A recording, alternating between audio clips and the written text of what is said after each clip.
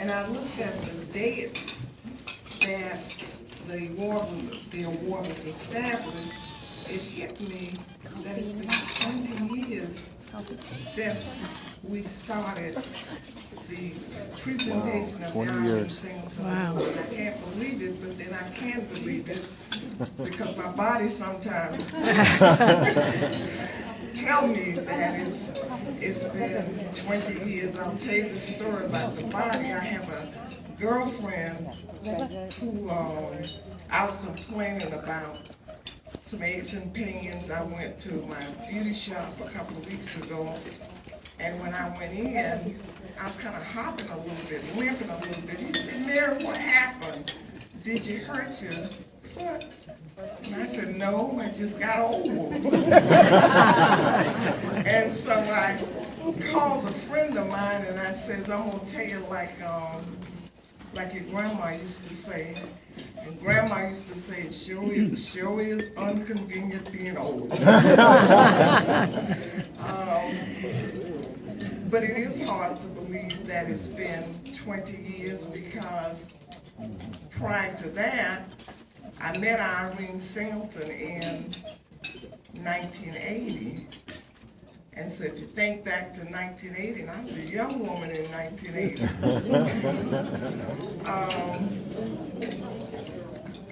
It's hard to believe.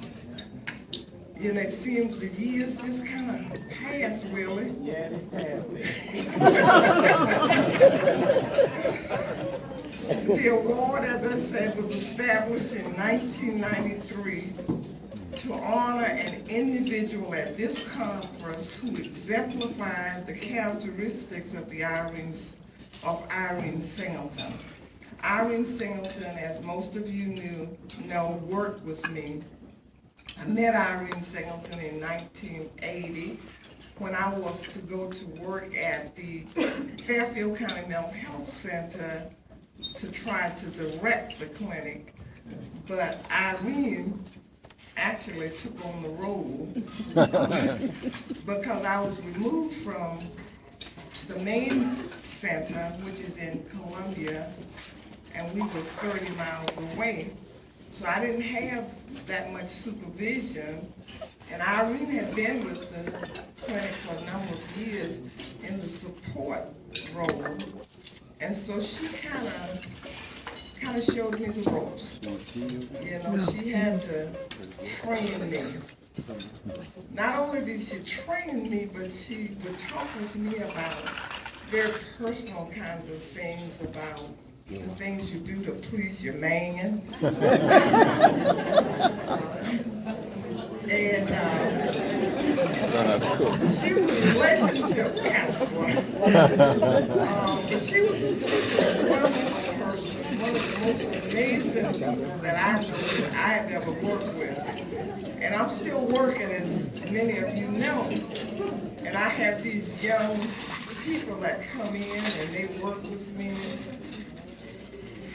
And I spend so many hours at the office trying to get it all done.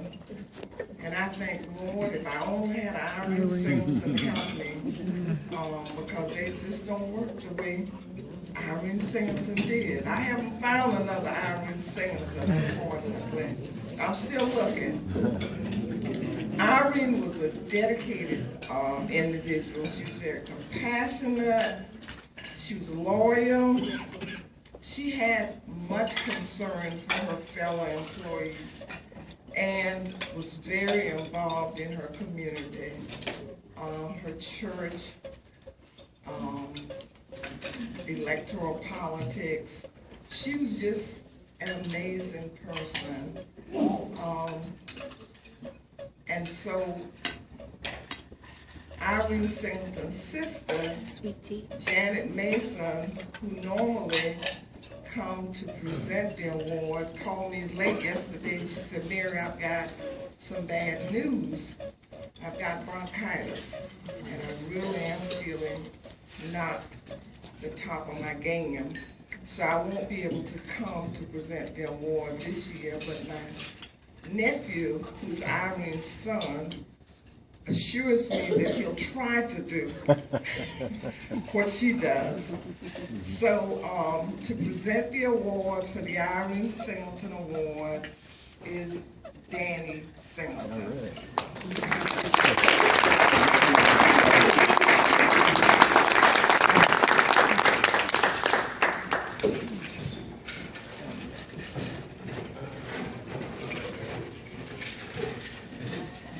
Well, good afternoon. How's everyone?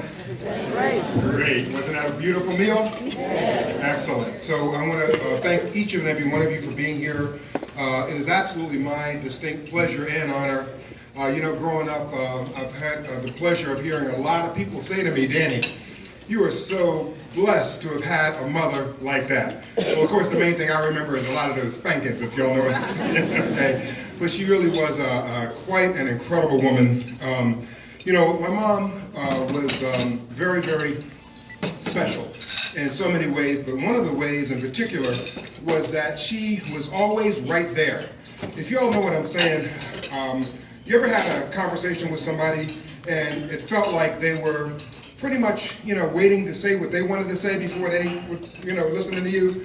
That wasn't my mom. When she was there with you, she was there with you, 101%. To me, that was one of her most endearing qualities. She also had a great appreciation for life's simple things, whether it was just a simple smile or a joke or just a kind word, to help ease your day. It was just incredible. My brother and sisters, all had a lot of chores to do. I'm sure y'all had chores to do when you were growing up too. My mom could make you feel so good, guys, about doing your chores that you really wanted to do the chore. You know what I'm saying, right? I mean, she made you feel so proud that you did that chore well that you wanted to do just whatever it was to get her to say, Danny, that just tickled me pink. Okay? I mean, just really, really incredible. Honesty, hard work, and just a very, very dedicated woman. I must remember her saying she used to sell World Book encyclopedias, and she was at a contest, and they told her, well, you can't sell World Book encyclopedias around Christmas time. And she said, oh no, yes you can. She sold more World Book encyclopedias at Christmas that one particular year than anybody in the whole country, because she had that much of a dedication for what an education meant to young people. It was really, really, really remarkable. One of her favorite saying was, if it's worth doing, it's worth doing right. If y'all see what I'm saying. That was really where she was coming from. So it is absolutely my very, very distinct honor and privilege to have the opportunity to present the Irene Singleton Award to a woman that I actually just met today. And I understand she has been with the system for 41 years and has just absolutely emulated many of those qualities that I just spoke about and more, especially when it comes to community and work with her church.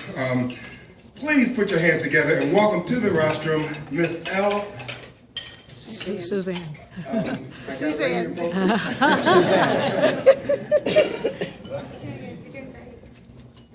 L. Suzanne Chapman, please.